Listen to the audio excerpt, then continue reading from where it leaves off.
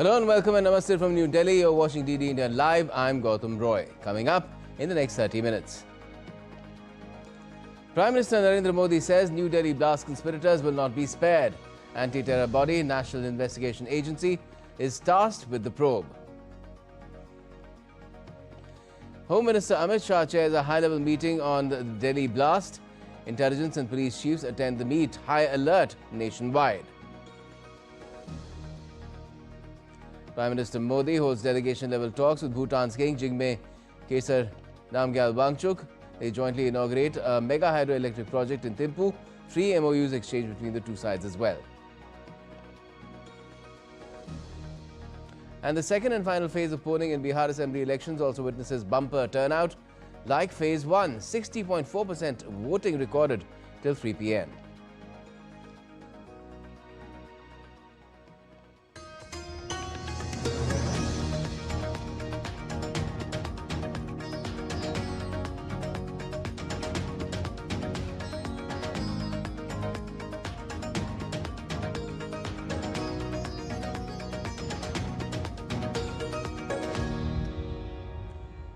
But first up, let's get to the latest on the Delhi blast probe. Now, according to officials, Delhi car blast probe suspect Mohammed Umar's father has been detained from a house in Jammu and Kashmir's Pulwama for questioning.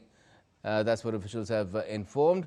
The Home Ministry has handed over the Delhi car blast probe to anti-terror agency National Investigation Agency. The Delhi police has registered a case under sections 16 and 18 of the Unlawful Activities Prevention Act, that's the UAPA, and various sections of the Explosives Act and the Bharatiya Nyaya Sanhita at the Kotwali police station. Last evening, a high-intensity explosion ripped through a slow-moving car at a traffic signal near the Red Fort metro station in New Delhi, killing at least 8 people and injuring several others. The Delhi Fire Service received a call regarding the explosion near the metro station gate number 1 around 6:52 p.m. local time. The blast took place in a slow-moving car, following which several other vehicles also caught fire and sustained damage in the blast. The area was cordoned off and the rapid action force was deployed. No terror outfit has so far claimed responsibility for the attack.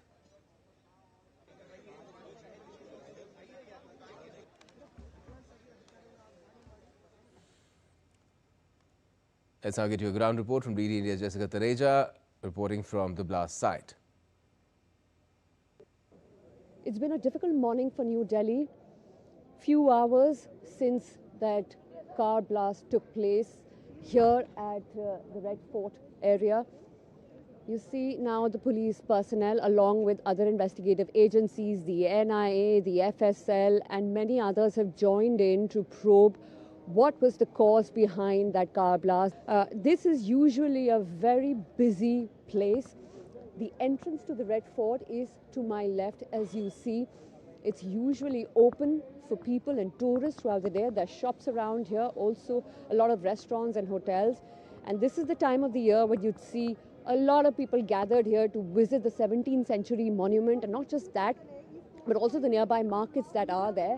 You see behind me there are rapid action force personnel as well, which are now taking care of the security situation here. The entire area up to 200 meters has been cordoned off and the security personnel have secured the premises.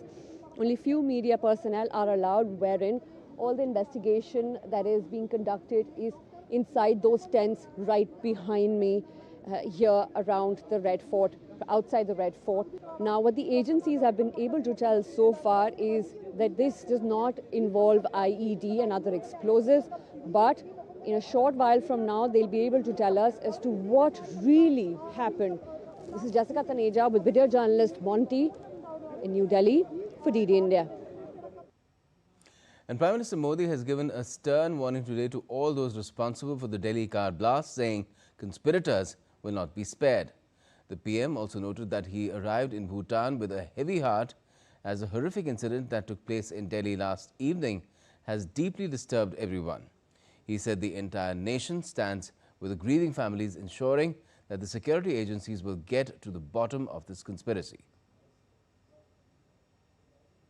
आज मैं यहां बहुत भारी मन से आया हूं। कल शाम दिल्ली में हुई भयावह घटना ने सभी के मन को व्यथित कर दिया है। मैं पीड़ित परिवारों का दुख समझता हूं। आज पूरा देश उनके साथ खड़ा है। मैं कल रात भर इस घटना की जांच में जुटी सभी एजेंसियों के साथ, सभी महत्वपूर्ण लोगों के साथ संपर्क में था, विचार विमर्श चलता था, जानकारियों के तार जोड़े जा रहे थे। हमारी एजेंसियां इस षड्यंत्र की तह तक जाएगी।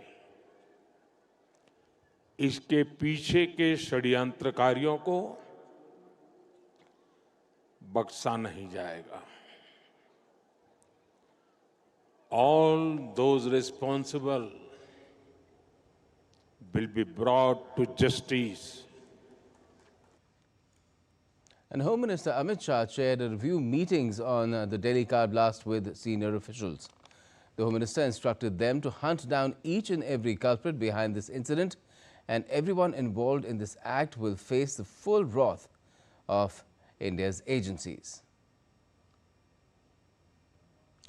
And Delhi Chief Minister Rekha Gupta called it an unfortunate incident. She told a press briefing on Tuesday that agencies are investigating the matter. She assured that government aid will be given to affected families. बहुत ही unfortunate है ये हादसा, और सभी agencies अपना काम कर रही हैं और पूरी तरीके से इसकी तह तक जाने का उनका काम चल रहा है। और हम खुद अस्पताल गए, जो भी इंजर्ड लोग थे मेरा उनसे मिलना भी हुआ। उनके परिवारों को कोई दिक्कत ना आए और सरकार का पूरा सहयोग उनके साथ है, पूरी संवेदनाएं भी। And condolences have been pouring in from all over the world. The European Union's ambassador to India, along with envoys of France and Egypt, have condoled the loss of lives. U.S. State Department's Bureau of South and Central Asian Affairs has also expressed condolences as well. President Mohammad Muizzi of the Maldives has said that Maldives stands in solidarity with the people and the government of India in this difficult time. Condolences are also pouring in from ambassadors such as those of Russia, Japan, UK and Argentina. The Embassy of Iran has also expressed deep sorrow and sympathy.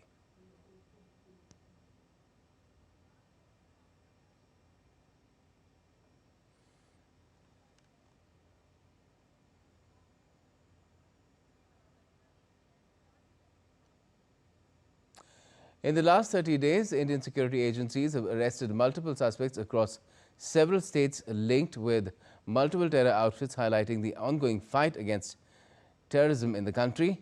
In Punjab, the police busted a Babbar Khalsa International Terror Module, arresting 2 people and seizing an RDX-fitted improvised explosive device. The Punjab police also busted a cross-border organized arms and narcotic smuggling module with links to Pakistan, where 3 were held with 10 pistols and 500 grams of opium. In Andhra Pradesh, police arrested 2 members of a WhatsApp group run by the terrorist organization Jaish-e-Mohammed. The Delhi police arrested 2 suspected ISIS terrorists who were in the process of planning a major terror attack.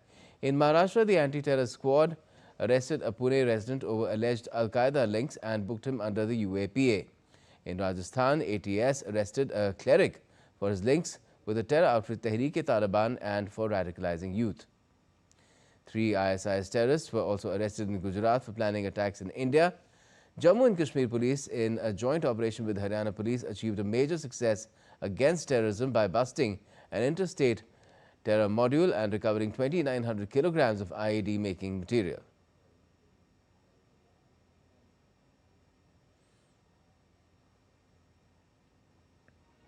And still to come in this edition of DD India Live.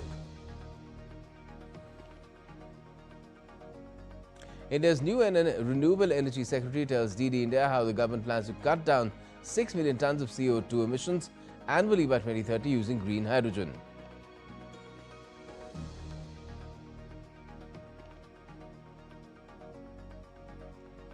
And President Murmu takes part in Angola's Independence Day celebrations before departing for Botswana on the second leg of her Africa visit.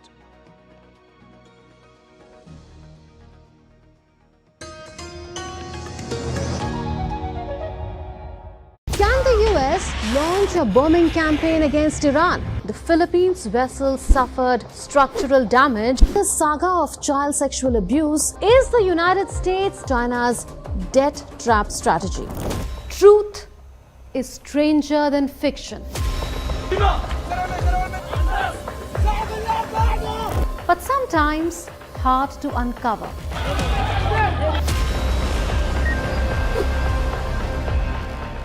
Trust us to tell the truth, unadulterated and pure, of every story that matters to you.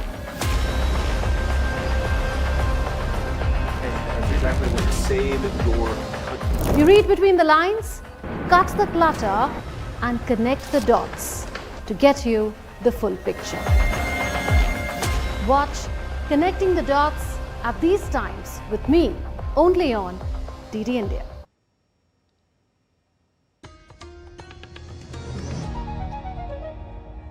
Welcome back. You're watching DD India Live. I'm Gautam Roy. Now, President Droupadi Murmu has attended the 50th Independence Day celebrations of Angola in Luanda on Tuesday. She was received by Angolan President João Lourenço and First Lady Ana Dias Lourenço. Angola gained independence in 1975 with Dr. Antonio Agostinho Neto serving as its first president after leading the popular movement for the liberation of Angola and the struggle for freedom. President Murmu's visit is part of a 4-day tour of Angola, after which she will travel to the Republic of Botswana for the second leg of her Africa visit. Also during her visit to Angola on Monday, Droupadi Murmu, the President of India, met and interacted with members of the Indian community in Luanda, the capital of the country. The President expressed her happiness over the vibrant and diverse Indian diaspora and appreciated the growing people-to-people ties between India and Angola. Members of the Indian community warmly welcomed the President and shared their joy and pride at a visit. It's been nice to see our President here in this country. I think it's an amazing experience, and the fact that she's been here and being the first President makes a lot of sense, both for India as well as for Angola. So I really appreciate it. I'm glad she's here. The expectation from the President of India is definitely going to improve the bilateral relationship among these two countries. And we also expect the health and education and also the infrastructure. And we are now the superpower of world that India becomes very IT savvy country. So probably we'll definitely expect this relationship to be better. And it's a very good bilateral relationship going to be developed among Angola and India and of course Asia and Africa. I must tell you that this visit is, I'm sure, a dream come true for a lot of people. With 1.4, 1.5 billion people back at home in India, it's really rare to be able to meet the President so up close and experience them being around you. This really means that Angola and India's bilateral ties have strengthened a lot, and it will go to just newer heights under the administration that we have here and we have back at home. So we are super excited, and we want to see so much more happening between the two countries. And President Murmu is now set to visit Botswana from Angola. DD India's Shabir Dar reports from Botswana on the President of India's visit to that country and her itinerary there. Let's take a look at what the visit is all about. India and Botswana are set to take their mutual friendship and bilateral ties to new high as the Indian President begins her 3-day state visit to this southern African country. During her visit, the President Murmu will hold the delegation level talks via several memoranda of understanding are being signed. Besides that, the President will address a special session of Botswana's General Assembly. After that, the President is going to be part of a significant event where the Botswana government will donate some 8 cheetahs to India, which reflects the shared vision of the both countries in the wildlife conservation. Besides that, the President will hold the bilateral talks with her counterpart, the President of Botswana and the Vice President. A special meeting with the Indian diaspora is also being organized. So in overall, the visit is very significant given the fact that India is expanding its reach in Africa and strengthening its ties with the African nations. With camera person Ramakant Sharma, Shabir Dar for DD India in Botswana. So, Global South cooperation to be further in Botswana next. And in keeping with that, Prime Minister Modi is in Bhutan on a 2-day state visit to the Himalayan nation. Prime Minister Modi and Bhutan's King Jigme Khesar Namgyal Wangchuk held delegation-level talks in Thimphu. The leaders held discussions on various regional and mutual issues. Meanwhile, 3 MOUs were exchanged in the fields of cooperation in renewable energy, cooperation in healthcare and medicine, and building institutional linkages for mental health.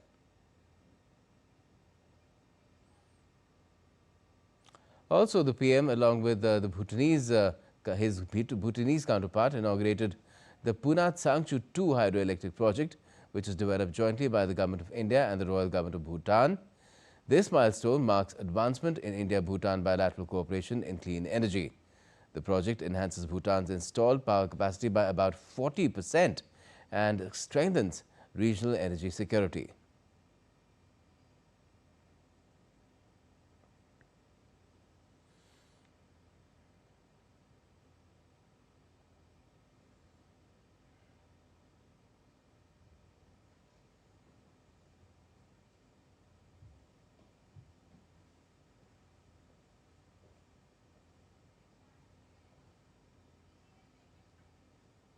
Of Bhutan and the enduring commitment of the government.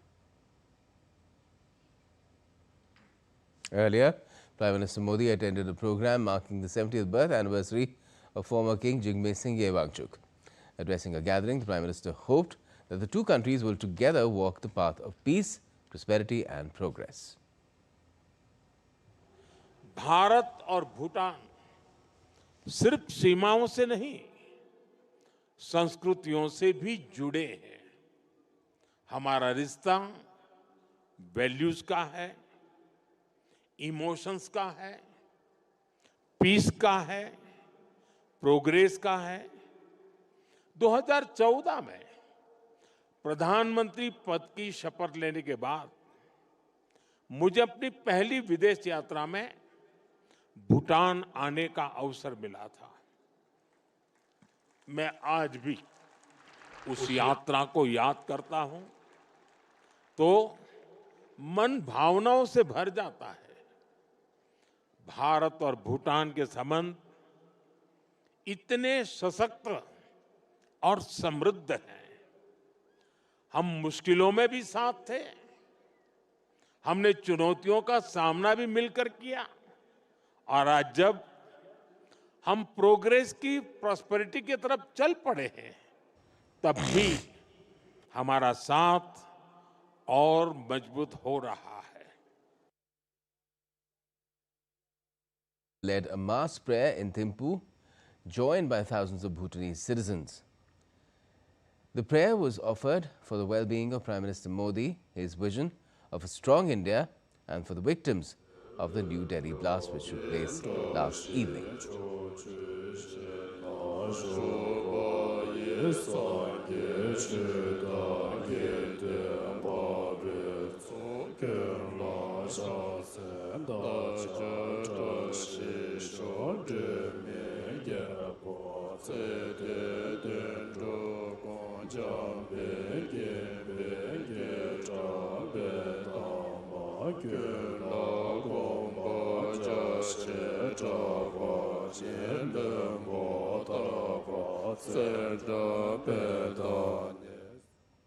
Come together and pray for India, pray for Prime Minister Modi, may all your aspirations, may your vision and your service to India bear fruit. May you overcome each and every single obstacle, and may your dream of a even brighter, stronger, more prosperous India be fulfilled. But above all, we would like to take a moment and pray for the people who sadly lost their lives yesterday in Delhi. And now let's move on to the latest updates on the state assembly polls in the East Indian state of Bihar, where 60.4% voter turnout has been registered there till 3 p.m.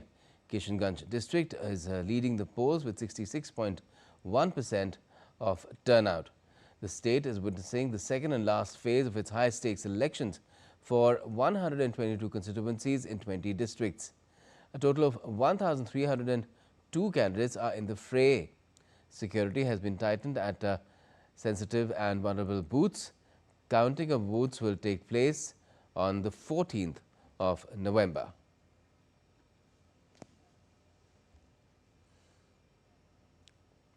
Now, a two-day conclave on the future of warfare is being organized in the national capital at the Delhi Defence Dialogue.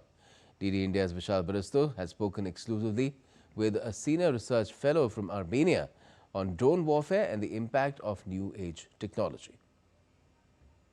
We are talking about drone warfare, and I have with me Leonid, who is an expert and has a case study both on Nagorno-Karabakh and also on Russian-Ukraine warfare. And he is from Armenia. Let's talk to him and find out. Leonid, when we talk about drone warfare, what are the lessons for India, especially after Op Sindoor?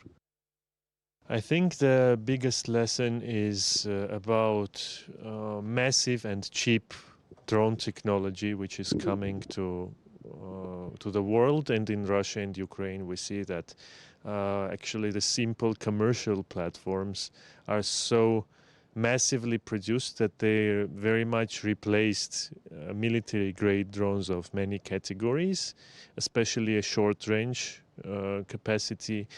And at the same time, we see that autonomy is rising slowly, so we have more AI solutions for terminal guidance when actually drone can, at the final part of its path, can find a target visually and home to it without radio communication or GPS on the last stage, which also makes it more effective and more difficult to fight it with electronic warfare. When we talk about Armenia and India collaboration, how do you see things, especially in the drone warfare? I think that both sides have some experience to share. Our experience, Armenian experience in 2020 war, and you have your experience regarding, for example, operating these platforms in very high mountainous areas, and Operation Sindoor, and even during the trainings you also have some experience being gained. And of course in the industrial angle, I think there is a place for collaboration in such areas as drones and other high-tech products with co-production, co-development, and going together to international markets. So there you heard, Leonid, drone warfare is the domain where India and Armenia can collaborate very strongly, and both countries can help each other out. With cameraman Joshi in Delhi, this is Vishal Baristo for DD India. Now, India's green hydrogen mission is moving full steam ahead. The Ministry of New and Renewable Energy Secretary Santosh Kumar Sarangi has told DD India that the green hydrogen R&D program comes with a budgetary outlay of 400 crore Indian rupees, a major push to accelerate innovation in the sector. Under the mission, India aims to produce 5 million metric tons of green hydrogen every year by 2030, backed by an investment of 8 lakh crore Indian rupees, and to cut down 6 million tons of CO2 annually, marking a decisive step towards cleaner, greener future. What is the ministry doing to popularize the green hydrogen to all the sectors, especially steel and cement, which require this kind of technology? One, of course, is an incentive mechanism through which incentive for green hydrogen manufacturing and production has been given. So a kind of a production-linked incentive for electrolyzer manufacturing has been given, in which we are targeting at least 3 gigawatt of electrolyzer manufacturing. Similarly, 8,62,000 tons of green hydrogen production will be provided with incentive. In addition, we have done a demand aggregation from fertilizer plants in which requirement of 7,24,000 per annum over a period of 10 years to be supplied from the green hydrogen manufacturers to the fertilizer plants has been done, and we have discovered the lowest ever prices in the world during our tender. And in addition, we are doing multiple pilots in shipping, in transportation, in steel, and in multiple other segments to ensure that the industry adaptation is higher in future. The mission is there, and it requires a lot of money. What kind of finances are we talking about? So under National Green Hydrogen Mission, we have nearly 20,000 crore of outlay to support various initiatives. So I spoke of the recent tenders with regard to electrolyzer manufacturing, green hydrogen production, R&D to different institutions for safety, for storage. So there is a 20,000 crore outlay for this purpose, and we are supporting various interventions under this National Green Hydrogen Mission. So third iteration of Green Hydrogen Summit. What are your main thing that you think we can take it from this particular summit? Well, green hydrogen is at a critical juncture today, because we have seen some of the developed countries have reneged on their commitment for energy transition, reneged their commitment on climate change. So in this context, there is all the more need for collaboration and ensuring that countries join hands, thought leaders join hands, industry leaders join hands, and government and industry collaboration becomes stronger. So in this context, this international conference on green hydrogen is supposed to provide this platform for joint collaboration to promote our climate change commitments, our green energy transition goals. Much appreciated time. So that was the Secretary stating that collaboration is the key when it comes to providing India with green hydrogen, and the green hydrogen mission is expected to be a major boon for the country in the due course of time. With camera person Gaurav Giri, this is Taposh Bhattacharya for DD India from Delhi. And that's all we have for this edition of DD India Live, but let us know your thoughts on the news of the day. And for those on the go, you can get all the latest news and updates from India and across the world on DD India's mobile app.